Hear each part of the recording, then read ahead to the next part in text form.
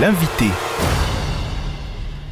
Non à la balkanisation de la RDC, non au pillage de ses ressources naturelles, c'est l'essentiel du message adressé à l'opinion nationale et internationale par les plateformes politiques Lamouka et Bloc Patriotique.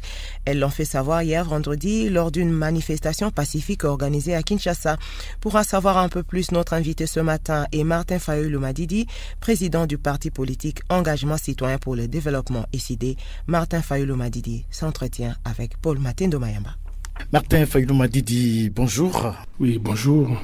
Vous avez marché aujourd'hui dans les rues de Kinshasa. Quel a été l'objet de cette manifestation? Nous avons marché simplement pour dire non à la balkanisation de la RDC.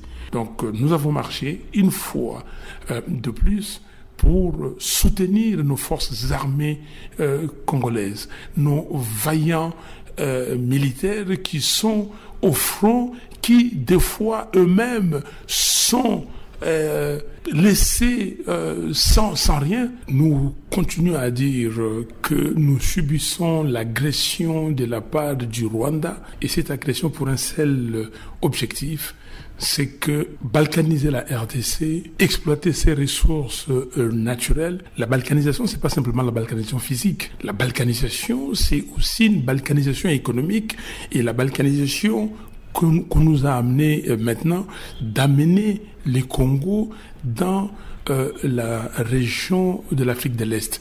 Nous n'avons pas vocation Afrique de l'Est. Et quand on nous amène dans l'Afrique de l'Est, on nous dit que non, ils ont besoin simplement de nos provinces de l'Est. Donc nous disons non à la balkanisation, nous disons non au pillage des ressources naturelles du Congo. Nous avons la démocratie ici. Nous continuons, même si cette démocratie n'a pas encore atteint sa vitesse de croisière, mais le pays comme le Rwanda, il n'y a pas de démocratie. L'Ouganda, il n'y a pas de démocratie. Et le Rwanda s'organise pour nous attaquer via des proxys, entre autres proxys, le CNDP, le RCD Goma, aujourd'hui les M23. On nous dit que non parce qu'il y a des interamoués, des FDLR, des gens qui ont combattu les pouvoirs en place au Rwanda. Mais les FDLR, ils sont des Rwandais. Qu'est-ce que vous exigez exactement? Nous exigeons l'ouverture politique au Rwanda et en Ouganda, que les Rwandais, le gouvernement rwandais et le gouvernement ougandais discutent avec les rebelles, ce qu'ils appellent les rebelles. C'est-à-dire pour les Rwandais, les FDLR, pour les Ougandais, les SDF. Et nous disons que l'ONU doit faire un effort pour encourager ça et amener les FDLR et les EDF en dehors du Congo.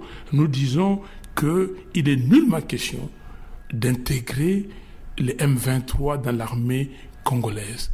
On a déjà trop intégré. Ils sont nombreux. Et nous avons aussi dit que non à cette communauté des États de l'Afrique de l'Est. Nous, et qu'est-ce que vous appelez balkanisation économique? Ça veut dire faire appartenir la RDC dans ce qu'ils appellent Eastern African Community, la communauté des États d'Afrique de l'Est.